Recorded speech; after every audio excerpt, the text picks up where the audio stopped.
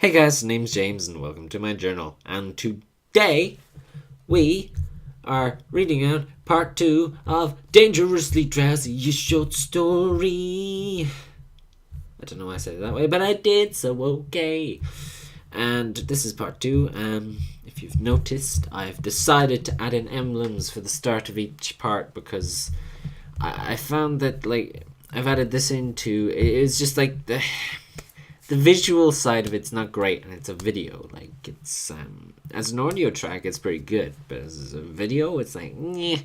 So I decided to add in some more visual stimulus, so that you can get a gist of whatever. And as I'm explaining things, like here, for example, light grey, heavily patched up cloak adorned with intricate stitching of a rose crossed with a dagger.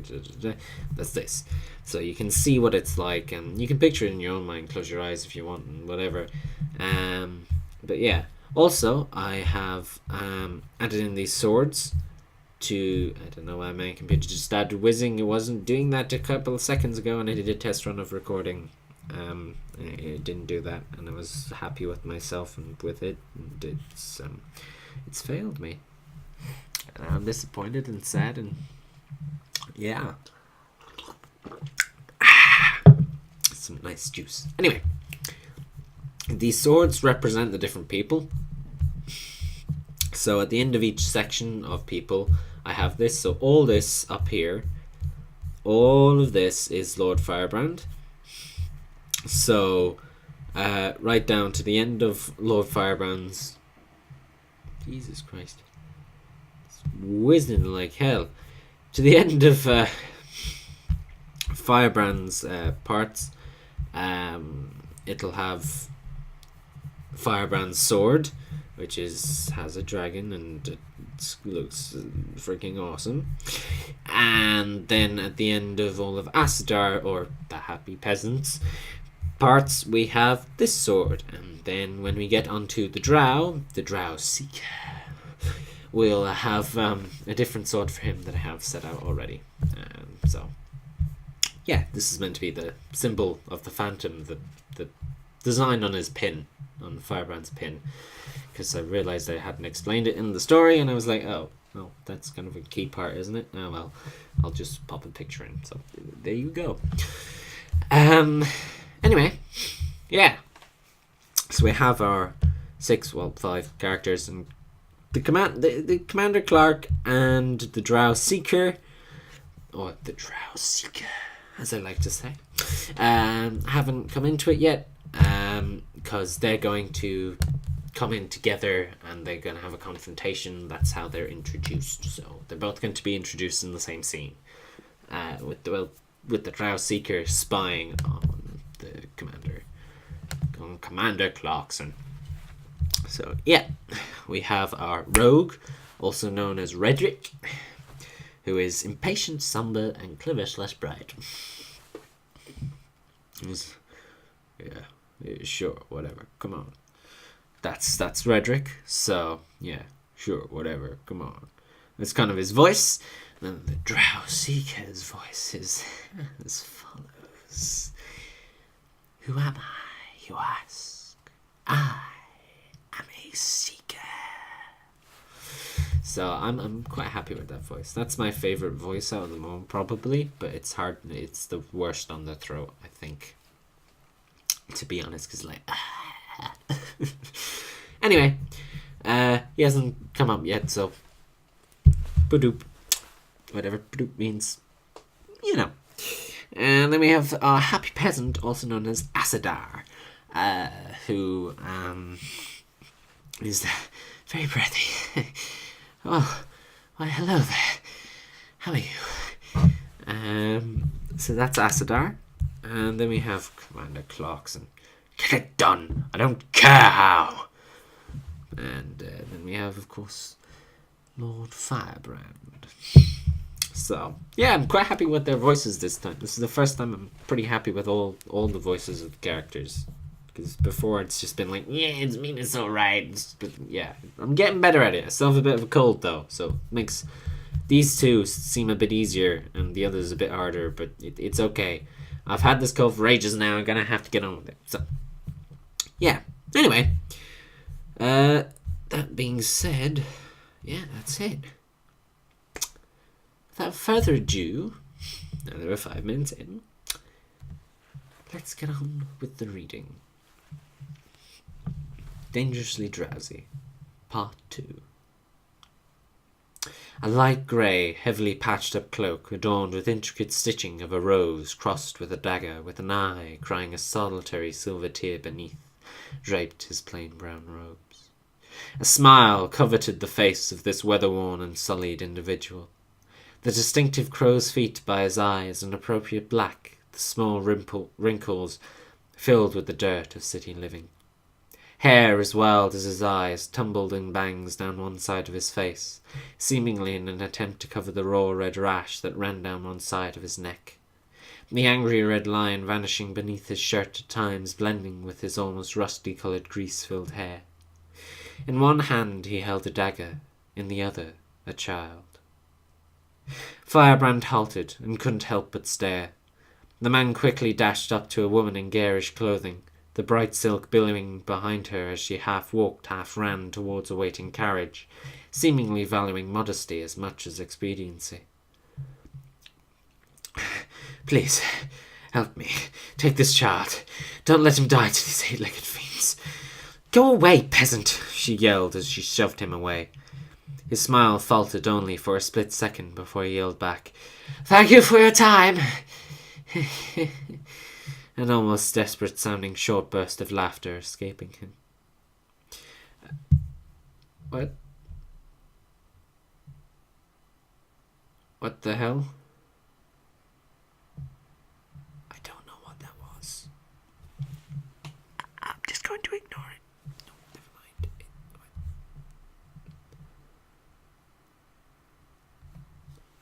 That's really weird. I'm confused as to what the hell just happened. But as I say, I'm going to try and continue. Yeah. Okay, where were we? That was weird. Anyway, another seemingly rich individual dashed by. Excuse me. The man didn't pay him a blind bit of attention. Help me, please. Anyone! The scene was both hot and gut-wrenching. Firebrand looked to the city wall, now tantalizingly close, then back to the beggar man. He silently cursed himself for each step he took towards the vagabond. Honestly, Firebrand, a conscience? When in the seven hells did that grow back? "Hello," Firebrand said tersely. Hello. "I take it you require some aid," Firebrand said, taking him aside. "Oh, why yes. I need you to get this child out of the city. To safety, you know." Firebrand took a second to reconsider what he was doing, but in the end came to the same conclusion. "Yes, I understand. I can do that." "Why, thank you. The man handed the child over tenderly, stroking the child's forehead, pushing the small tufts of golden brown hair, a slightly brighter version of his own, out of the way, before leaning down and kissing the exposed piece of skin. With obvious effort he let go of the child. Firebrand had braced his arms to take the child's weight. He didn't have to. It was as light as a feather. Such was its size. Can't be over a few months old. "Tell me, Hero, what is your name?" "Hero," Firebrand scoffed. "I am Lord Firebrand." Okay. The man seemed taken aback at the sudden formality. "But you can call me Lee," Firebrand cut in. The man seemed more relaxed now. "Well, thank you, Lee. You've done me a great service. If we meet again, I'll be in your debt. I can't offer much, but I have nothing," he said, patting himself down and rooting through his pockets. I'll buy you a drink." He paused. "Well, I may have to steal it. but I'll get you one regardless, so, yeah. At this stage, the man seemed somewhat out of breath. He looked down at the floor and nodded once, sharply, as if to reassure himself, before meeting Firebrand's gaze and raising one hand in farewell. The other absent-mindedly thumbing the knife and fumbling for a suitable pocket to shove it in. Once that was done, he took one last look at his son, then turned on his heel and strode away down the shaded and equally shady-looking alleyway. Firebrand set off for the wall again, his only thoughts, I have to get out, now, and what have I done?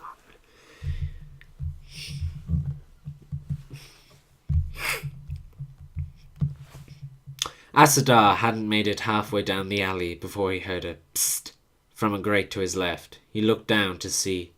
"Redrick," he said with a smile.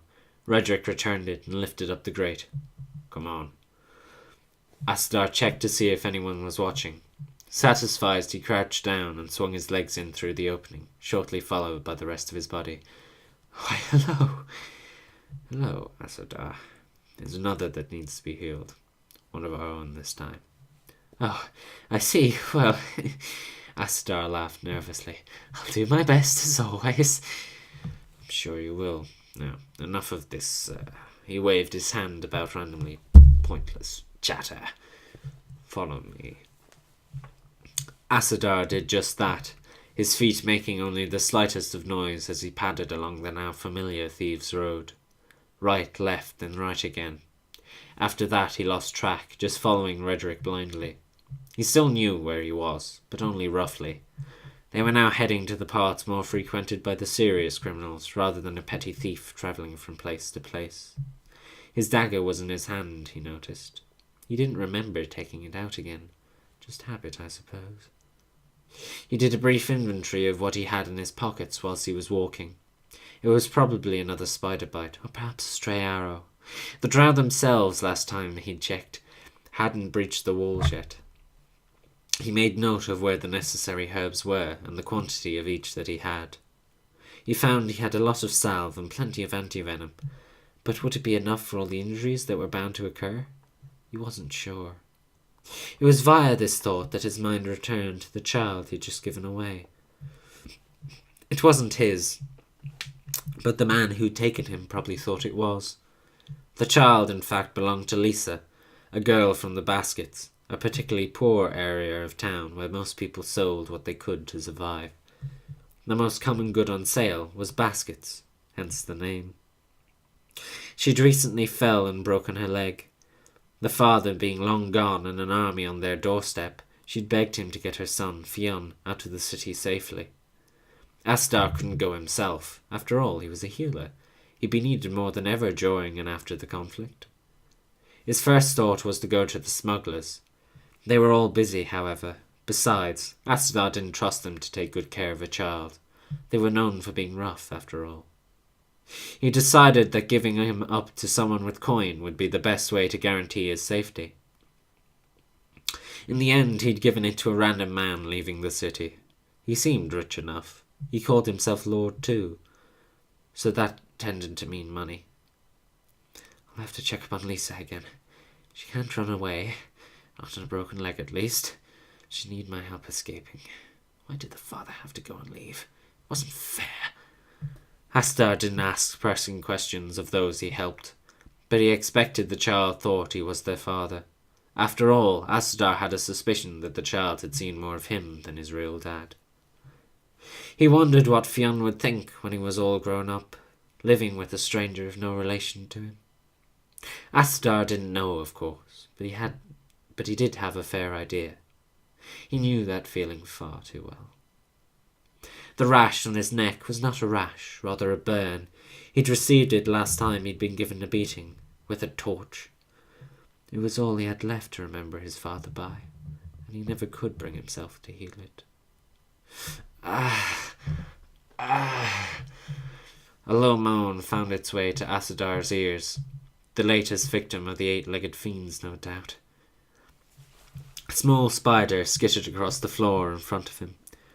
Why do your big brothers do what they do? He thought at it.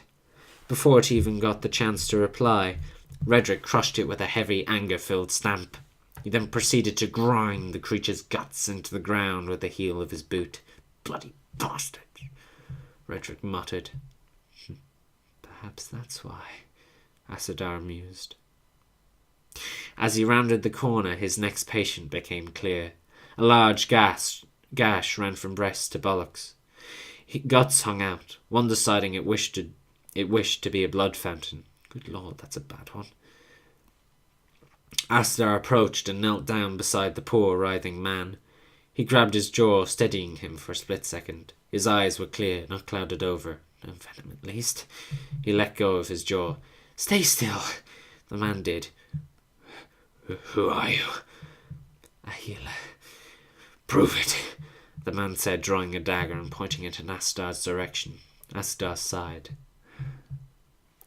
"I see, I feel, then I hurt, or I heal." He paused. "Now, let me see." The rogue lowered his dagger. Assadar reached out and touched the man's temple. He closed his eyes and focused. The man's emotions briefly became clear. He saw all the man had felt in the entirety of his life.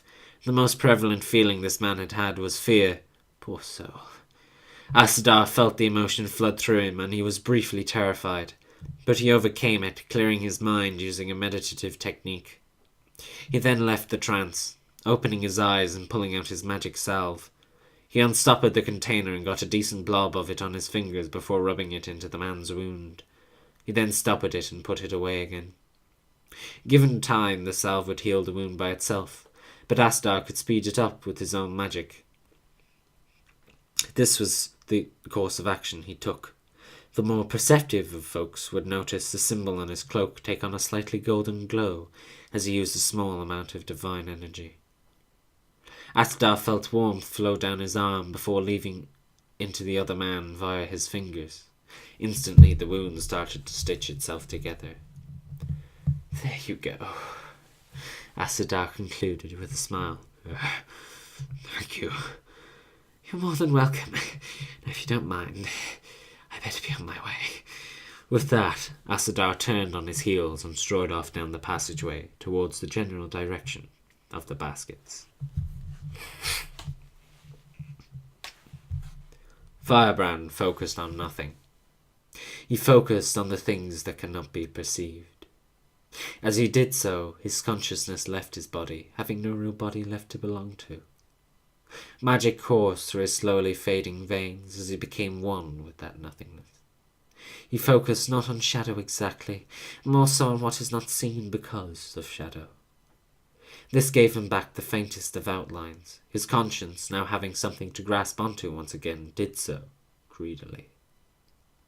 Once again, with a centre from which to work, Firebrand let himself fade ever further into the ether. It welcomed him into its total and complete oblivion. The ether itself was described by the living to be an endless blackness, the last sight before death. By the undead it was described as an endless whiteness, welcoming yet foul. To Firebrand, the ether took on a neutral grey, like an unending cloud of fog. As the fog began to grow darker, Firebrand focused on that which can only be sensed by magic, so as to not let his form fade away entirely. It was then that Firebrand opened not his eyes, for they were now non-existent, rather his mind to his surroundings, and saw all in perfect clarity. Firebrand, after reaching the outer wall, had managed to find a somewhat secluded place where he could perform such magic without being seen. However, if he hadn't, one would have seen him blink, and upon the opening of his eyes, vanish. Firebrand reached out and picked up the child, not with thin air, although it would appear so, rather with the nothingness which consisted of him. The nothingness, being true nothingness and void of air, was therefore a contrast to the air, allowing it to act as a small force. It was just enough to carry the baby, but only barely. Firebrand then went to phase through the wall. He made it most of the way through, before being stopped by something. The child. Firebrand, you fool! What a waste of a spell! You can only cast it once per day. He was now doubly glad no one had been there to see him. The child, after being bashed into a wall, began to cry. Darn it! Shh! He spoke the final sound directly into the child's mind. It quietened instantly. Firebrand, of course, had tried such things on other individuals. It was merely a way of talking to them in his phantom form. It seemed that the child's mind was not yet developed enough to resist commands. Interesting. With that, Firebrand began to rise, painstakingly slowly. The child got almost imperceptibly easier to carry the higher up he went, as the air thinned slightly from both altitude and Firebrand impatiently making it so with magic. As the child crested the top of the wall, a guard atop it stopped abruptly mid-run as he watched a baby float up and over the parapets, glide across the walkway, float up and over the opposing parapet, before plummeting down towards the ground on the other side. Seeing the sudden change in speed, the guard yelped and said something unintelligible before looking about frantically, no doubt for a means of rescuing the now falling child.